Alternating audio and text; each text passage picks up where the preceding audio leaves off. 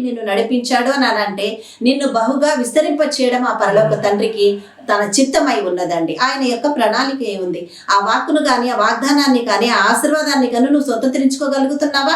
ఆ స్వతంత్రించుకోగలగాలంటే నీకున్న సమస్యలు నిన్ను డామినేట్ చేయొద్దండి. దేవుడు నీకిచ్చిన వాగ్దానం నీ ముందుకు వచ్చి నిన్ను బలపరచాలి. అంత విశ్వాసం నీకుందా?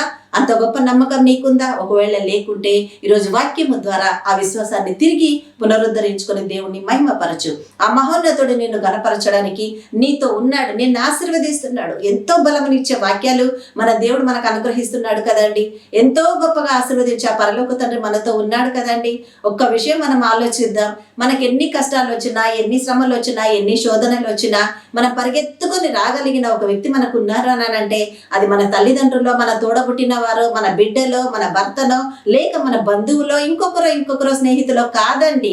ఎవరున్నారండి? నిన్ను నన్ను మనల్ని కలుగు చేసిన సృష్టికర్త అయిన పరిశుద్ధుడు మాత్రమే మనకు తోడున్నాడండి.